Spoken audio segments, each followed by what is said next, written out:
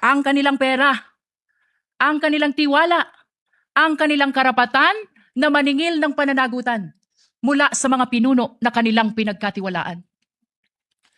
Kapag ang isang empleyado ay nagkamali ng paggamit ng pera ng kumpanya, siya ay pinagpapaliwanag. Kapag ang isang barangay treasurer hindi maipaliwanag ang nawawalang pondo, siya ay iniimbestigahan. Kapag ang isang principal ay naglustay ng pera ng bayan, kahit 5,000 lang yan, siya ay pinaparusahan. Natural lamang na magtanong ang sambayanan kung ang ordinaryong Pilipino ay pinapanagot. Bakit hindi ang pinakamakapangyarihan na opisyal ng pamahalaan? Ito ang dahilan kung bakit mahalaga ang paglilitis na ito. Hindi upang usigin ang isang tao, hindi upang maghiganti sa kalaban, hindi upang manalo sa politika, kundi upang sagutin ang isang tanong na napakahalaga sa kinabukasan ng ating republika. May saysay pa ba ang pananagutan sa ating bansa? Sapagkat ang kasong ito ay higit at lampas sa sino mang opisyal. Higit at lampas sa anumang partido. Higit at lampas sa alinmang administrasyon. Your Honors, the framers of the Constitution understood that there may come a day when extraordinary power would be entrusted to extraordinary office. They also understood that there may come a day when trust would be broken. And that is why they gave the House of Representatives the power to impeach and the Senate the duty to judge. Not to punish political opponents, not to settle political scores, but to protect the republic itself. That is why the Constitution declares public office is a public trust. Ang kapangyarihan ay hindi pag-aari ng sino mang opisyal. Hiram lamang ito sa taong bayan. At ito ang dahilan kung bakit naririto tayo ngayon. Your Honors, the prosecution will present exactly what the Constitution requires. Evidence. Hindi chismis. Hindi haka-haka. Hindi propaganda. At lalong hindi SOCMED narrative. Evidence, official records, financial documents, government reports, video recording, statements under oath, independent findings of institutions created by law. Mga dokumento na hindi bumoboto. Mga records na walang partido. Mga katotohanan na walang kulay pampolitika. Sa unang tingin, maaring magmukhang magkakahiwalay ang 4 articles of impeachment. Confidential fund, unexplained wealth, bribery and corruption, threat against constitutional order. But these are not 4 separate stories.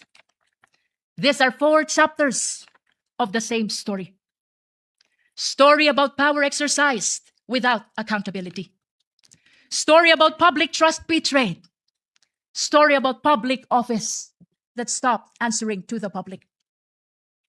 On the first article of impeachment, the evidence will show that more than 612 million pesos in confidential fund entrusted to the office of the Vice President and the Department of Education were disbursed, transferred and liquidated under circumstances that cannot withstand scrutiny. 612 million pesos. Hindi ito pera ng gobyerno. Pera ito ng sambayanan. Pera ng manggagawa, pera ng magsasaka, pera ng OFW, pera ng guro. Pera ng bawat Pilipino na nagbabayad ng buwis at nagtitiwala na gagamitin ito ng tama.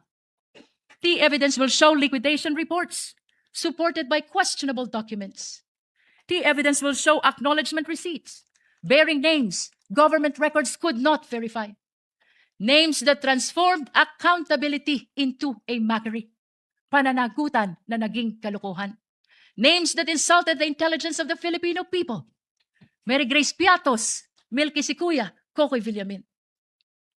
On the second article of impeachment, the evidence will show financial transactions involving billions of pesos associated with the respondent and her husband. Billions. Hindi milyon, bilyon. At habang milyon-milyong Pilipino ang nagtratrabaho at nag-iipon buong buhay upang magkaroon ng sariling bahay, makapagpaaral ng mga anak, magkaroon ng kaunting seguridad para sa pamilya. Aba, bilyon-bilyong piso ang dumaan sa mga bank accounts na hindi maipaliwanag ng maayos. This article is not about wealth. This is about accountability. This is about explanation. If wealth was lawfully acquired, where is the lawful explanation? If transactions were proper, where is the complete accounting? If numbers truly add up, then why do they refuse to reconcile? On the third article of impeachment, the evidence will show bribery, graft and corruption through the distribution of cash payments and monetary gifts to officials under the supervision of the respondent. This article is not simply about envelopes. This is about institution. This is about whether loyalty was purchased rather than earned. Government cannot function if loyalty is purchased instead of earned. Kapag nabibili ang katapatan, nawawala ang integridad. At kapag nabibili ang opisyal, nabubudol ang bayan. Perhaps the greatest tragedy is where the conduct allegedly occurred. In the Department of Education. Tama po sa DepEd. The institution entrusted with teaching future generations honesty, responsibility, integrity.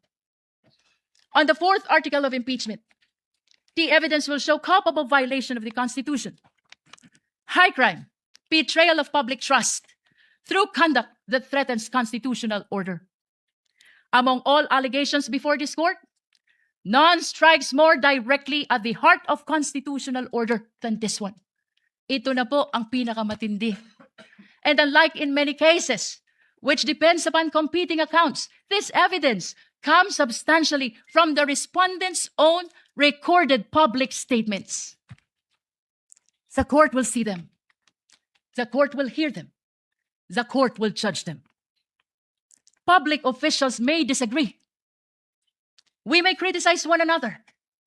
They may compete fiercely for power. That is democracy. But democracy ends when violence begins. Sa kasaysayan ng ating republika, walang vice-presidente na may kaibigan na hitman. Ngayon lang. Walang vice-presidente na nagpapapatay ng Pangulo. Ngayon lang. Walang vice-presidente na handang magpapatay para lamang makaupo sa pwesto. Ngayon lang.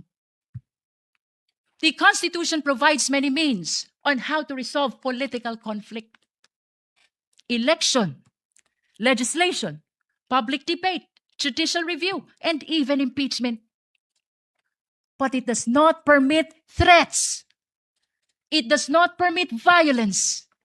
It does not permit people entrusted with power to place themselves above constitutional restraints. Your Honors, at the center of this case lies a simple question, perhaps the most important to any republic.